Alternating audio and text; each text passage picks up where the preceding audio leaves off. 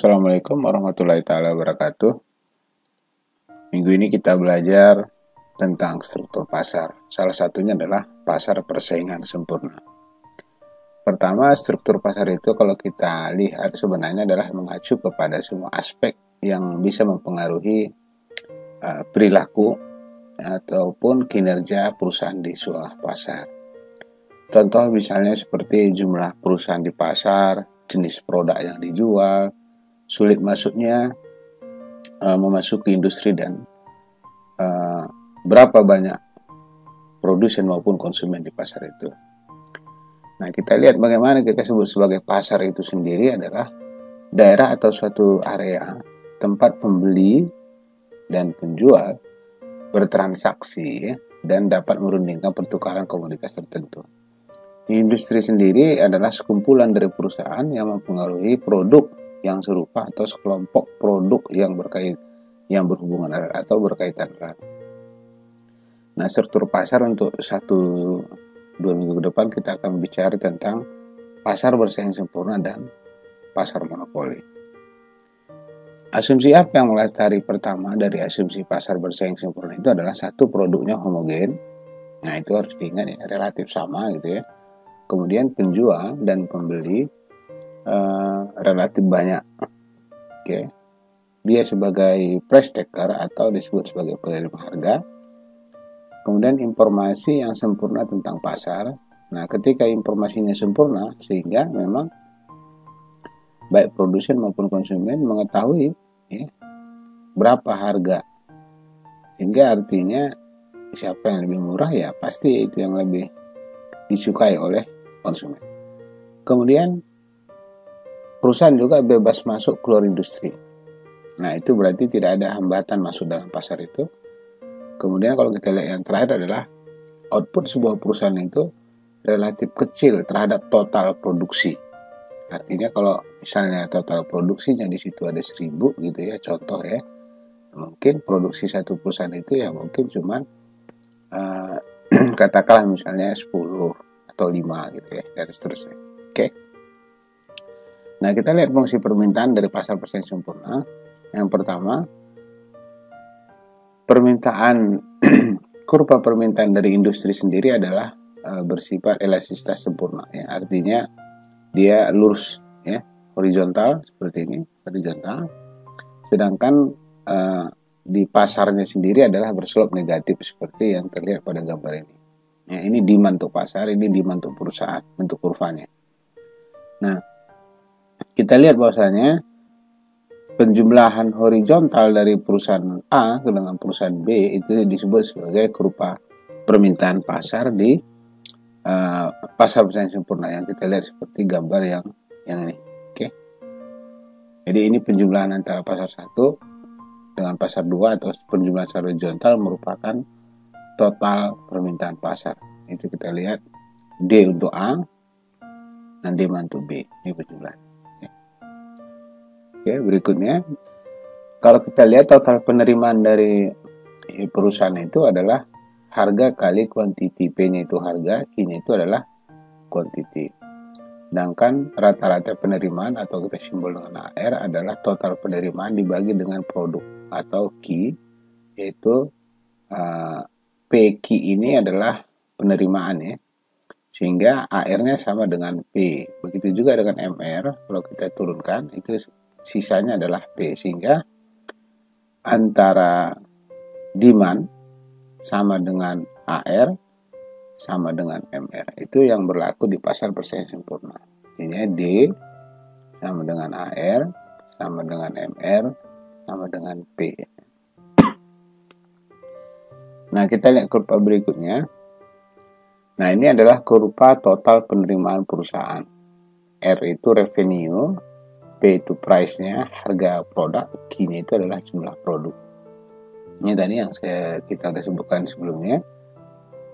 Rata-rata penerimaan sama dengan marginal revenue, sama dengan P, sama dengan D. Oke, artinya di sini berapapun penerimaan ataupun keuntungan perusahaan di sebuah pasar bersaing sempurna tidak dipengaruhi oleh harga, karena harganya konstan. Yang dipengaruhi itu penerimaannya itu adalah dari kuantitinya. Nah, seperti ini. Kalau di sini Q-nya berapa, inilah penerimaannya gitu ya. Kalau di sini maka penerimaannya makin besar gitu ya. Oke. Nah, kita lihat contoh kasus ilustrasi pada kurva ataupun tabel berikut. Nah, pada saat Q-nya 8, P-nya 5 kan, ini P-nya katanya relatif konstan ya.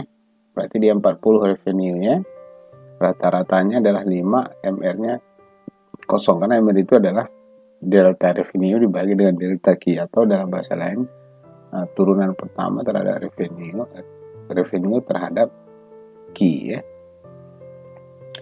Nah, kan pada saat Q-nya 9, P-nya masih sama, maka revenue-nya adalah 45 dan seterusnya. Ini kalau kita lihat ilustrasi ini menggambarkan bahwa ini sama ya. Konsep maksimisasi kita lihat di keuntungan di pasar bersaing sempurna. Yang pertama adalah perusahaan tidak akan berproduksi jika penerima rata-rata dari penjualan produknya tidak sama atau tidak melebihi AVC. AVC itu adalah variabel rata-rata, biaya rata-rata variabel ya. Sedangkan perusahaan akan terus menambah produksi selama marginal revenue lebih besar dari marginal cost. Artinya tambahan penerimaan itu lebih besar dari tambahan biaya. Dan akan mencapai titik maksimum. Nah, ini perlu ingat kata kunci apabila MR sama dengan MC ya. MR sama dengan MC, dan pada kondisi tersebut tidak akan menambah produksinya lagi karena sudah mencapai titik puncak ataupun disebut sebagai titik kritis dalam matematik ya. Nah, kalau kita lihat kedua aturan di atas merupakan penegasan terhadap necessary condition ya. Necessary condition, syarat yang diperlukan maksudnya agar perusahaan mencapai keuntungan maksimum. Artinya first order necessary condition dalam bahasa matematik derivatif kan seperti itu ya. Oke, yang pertama P lebih besar sama dengan APC ya. Sedangkan yang kedua itu bisa juga marginal revenue sama dengan marginal cost. Nah, dari turunan penerimaan tadi kita bisa turunkan penerimaan itu adalah P sama dengan Q, AR-nya tadi ini ya. Ini sama sebenarnya dengan sebelumnya. MR itu, nah ini Anda mungkin sendiri bukan delta Q sisa P ya. Jadi ini konsep maksimisasi keuntungan di pasar bersaing sempurna. Nah, kita lihat bagaimana secara grafik kita membacanya di maksimisasi itu. Pertama, pada saat P sama dengan marginal revenue seperti ini, pada titik ini disebut sebagai economic profit ya, atau keuntungan normal ya. Ada dua nanti kasusnya keuntungan normal itu, satu pada kondisi yang ini, satu lagi pada kondisi yang ini, kurva yang keempat. Nah, tentu kalau kita bandingkan gambar ini, kita lihat harga.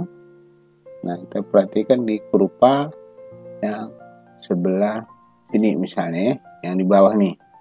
Oke, yang poin ini, kurva yang ini. Oke, kita lihat. Itu harganya lebih tinggi dibanding cost. Sehingga arsiran yang warna ini, oke, ini yang warna ini yang kita sebut sebagai keuntungan ya, atau profit. Keuntungannya adalah positif. Kenapa? Karena harganya, total biaya yang ada di titik ini lebih rendah dibanding harganya ya, harga produk, sehingga perusahaan dalam ini menerima keuntungan. Oke. Ini yang kita sebut kondisi MR sama dengan MC atau profit maksimisasi. Kemudian ini hal yang sama dengan kurva yang ini ya. Nah, ini nggak jauh sama aja ya. Oke, kemudian kita lihat pada keuntungan normal ya, P sama dengan ATC ini kan sama juga dengan kurva ini. Kurva yang pertama yang A lah kita sebut ini. Nah, ini pada kondisi di mana P sama dengan ATC. Nah, ini perusahaan di sini memperoleh keuntungan normal atau economic profit. Keuntungan normal itu adalah V sama dengan 0 ya. Ya. Ini berarti MR, kalau kita lihat marginal revenue-nya ya, biayanya sama dengan harganya. Kapan perusahaan rugi? Ya apabila biaya yang dikeluarkan lebih kecil dibanding price, seperti pada gambar B ini. Coba kita lihat nih yang di bawah nih ya. Nah, ini kan inilah loss dari perusahaan kerugian dari si perusahaan. Besar kecilnya tergantung dari fungsi biayanya. Ya. Nah, ini pada saat di sini juga sama aja. Pada saat kondisi, nah ini adalah kerugian perusahaan yang diarsir warna merah. Nah, kita lihat pada saat kondisi titik yang di kurva, inilah katakan kurva, ini disebut kurva B misalnya. Nah, ini pada kurva B ini kalau kita sebut di sini kondisi dalam keadaan shutdown. Ya. Ini kalau kita lihat price sama dengan marginal revenue sama dengan average variable cost. Nah, oke. Artinya di sini perusahaan masih mampu ya, menutupi biaya variabelnya. Oke. Nah, tapi perusahaan masih bisa berjalan. Kenapa masih bisa menutup biaya tetapnya? Nah, kita lihat lagi yang di APC. Nah, ini kondisinya APC ya, lebih kecil dari price, lebih kecil dan lebih besar dari ATC gitu. Ya. Pada saat kapan perusahaan itu tutup? Yaitu pada saat kondisi apabila biaya variabelnya lebih besar dibanding dengan harganya. Oke. Nah, itu dari coba diperhatikan dari semua kondisi ini. Nah, ini bisa kita lihat seperti ini, memungkinkan. Nah, kemudian yang terakhir kita lihat marginal cost dari perusahaan itu merupakan gambaran supply dari perusahaan. Contoh yaitu pada garis-garis ini ya, yang inilah supply-nya ya. Ya, nanti ini marginal cost sama dengan supply dari perusahaan atau individu. Nah, fungsi penawaran kalau kita lihat seperti ini. Nah, ini tadi biaya ya. Nah, dari kurva mulai titik inilah kita sebut sebagai penawaran dari perusahaan. Kita bisa tuliskan fungsi biayanya adalah fungsi dari Q itu produk ya. Artinya biaya yang dikeluarkan oleh perusahaan sangat tergantung dari berapa produksi yang dia hasilkan. Turunan pertama itu adalah marginal cost ya. Berarti kalau kita buat C aksen gitu ya, atau dalam bahasa derivatif kita tulis derivatif cost terhadap Q sama. Nah, ini sama dengan marginal cost ya. Nah, begitu juga di pasarnya. Tadi pasar permintaan, ini kita lihat di penawaran ya. Penjumlahan dari penawaran perusahaan satu, katakan perusahaan A di sini sama perusahaan B itu sama dengan totalnya adalah C. Ini disebut sebagai pasar. Oke. Pasar ataupun produk yang ditawarkan di pasar dari semua perusahaan yang merupakan penjumlahan horizontal dari perusahaan satu ke perusahaan lainnya. Efisiensi dalam pasar persaingan sempurna kita lihat ada dua, efisiensi alokasi dan efisiensi produksi. Efisiensi alokasi terjadi apabila price sama dengan marginal cost, ini kata kuncinya. Sedangkan efisiensi produksi terjadi pada saat ATC minimum sama dengan P. Berarti ketika berbicara minimum, kita harus carikan dulu ATC, kemudian kita turunkan terhadap Q. Berarti DATC itu yang terhadap Q sama dengan 0. Itu dia konsep untuk ATC minimum sama dengan P. Nah, efisiensi alokasi umumnya bisa kita jelaskan dalam 3 konsep, yaitu consumer surplus, producer surplus, maupun surplus to society. Nah, tentu nanti kita akan belajar cara membuat perhitungannya, 3 cara perhitungan dari alokasi ini. Nah, consumer surplus sendiri merupakan sebuah konsep manfaat yang diterima tetapi tidak dibayarkan oleh konsumen. Begitu juga produsen surplus, penerimaan tambahan yang diterima produsen. Kalau surplus to society merupakan penjumlahan dari consumer surplus dan produsen surplus. Berarti kalau kita buat consumer surplus plus produsen surplus. Ada sebenarnya yang menarik dalam pasar persaingan sempurna. Daya tariknya itu apa? Satu, bersifat non-ekonomi. Non-ekonomi itu di mana bekerjanya mekanisme pasar, dan yang kedua adalah ekonomi, yaitu efisiensi produktif dan efisiensi alokasi seperti yang di atas ini. Artinya di pasar persaingan sempurna juga bekerja mekanisme pasar itu maksudnya di sini tidak ada intervensi ya, tidak ada intervensi pemerintah. Nah, Itu dia. Ini menariknya di situ. Kalau kita pernah dengar itu invisible hand ya. Invisible hand. Ya, itu maksudnya tangan yang bekerja yang tidak kelihatan, kira-kira gitu lah ya. Oke. Nah, ini kita lihat tadi consumer surplus, yaitu consumer surplus itu adalah merupakan arsiran ini. Oke. Nanti kita berhitung, ada materi tutorialnya juga. Ini sedangkan yang ini adalah produsen surplus ya. Jadi produsen surplus itu di bawah harga, oke, di atas supply. Ya, sedangkan produsen surplus tadi kita ulangi, di atas supply, di bawah harga. Sedangkan kalau consumer surplus di atas harga, di bawah demand. Ya. Ini dia arsiran. Oke. Nah, ini kita tuliskan marginal cost sama dengan supply dari perusahaan.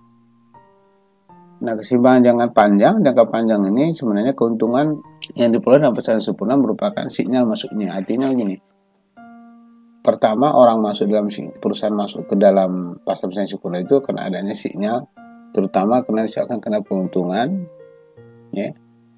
Kemudian penawaran industri meningkat. Asumsinya misalnya gini, ketika sebuah perusahaan masuk ke dalam industri itu, nah begini, tadi supply-nya begini misalnya, maka ketika perusahaan lain masuk, maka supply-nya akan bergeser ke kanan gitu ya, itu maksudnya. Kemudian perusahaan akan berhenti masuk ke dalam industri jika perusahaan-perusahaan dalam industri tersebut memperoleh laba normal, artinya keuntungannya sama dengan nol ya. Kerugian yang diperoleh dalam perusahaan dalam industri bersaing merupakan sinyal keluarnya ya. Artinya kalau perusahaan rugi, maka dia mungkin keluar dari pasar tersebut. Kemudian yang keempat itu adalah dalam jangka panjang, perusahaan haruslah berproduksi pada biaya minimum. Jangka panjangnya atau long run average cost. Sedangkan tingkat output yang diproduksi pada saat biaya minimum ini disebut sebagai minimum efficiency scale atau MES. Jadi kalau jangka panjang nanti kan bisa kita lihat begini kurvanya itu. Nah ini siapa yang bisa bertahan di titik minimum ini sebenarnya itu bisa menjadi perusahaan long run AC ini, long run AC. Nah, kalau di sini kita menetapkan harga, maka kemungkinan ini bisa dia menjadi monopoli karena yang lain pada menetapkan pada tingkat harga yang lebih tinggi.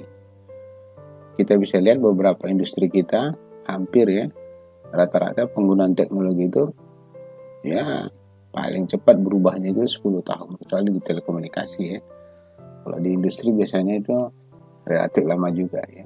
Jadi jangka panjang ini disebut menggantungkan terhadap konsep waktu ya. Oke. Jadi harga jangka panjang perubahannya itu kita lihat terjadi pada saat jangka waktu, atau kalau kita lihat dalam konsep biaya, C sama dengan katakan misalnya B0 tambah B1 X gitu ya. Ini kata fungsi biayanya. Dalam jangka panjang maka variabel tetap ini nggak ada. Nah, lebih mudah gini. Jadi C sama dengan total fixed cost tambah total variable cost. Nah, dalam jangka panjang tidak ada lagi biaya fixed cost. Semua menjadi biaya variabel ya. Oke. Jadi konsep jangka panjang ini sebenarnya salah satu adalah menyangkut masalah waktu dan tidak ada di dalamnya biaya tetap. Ini latihan, nanti kita lihat di video tutorial berikutnya biar lebih pendek. Semoga bermanfaat. Wabillahi taufiq wal hidayah. Wassalamualaikum warahmatullahi taala wabarakatuh.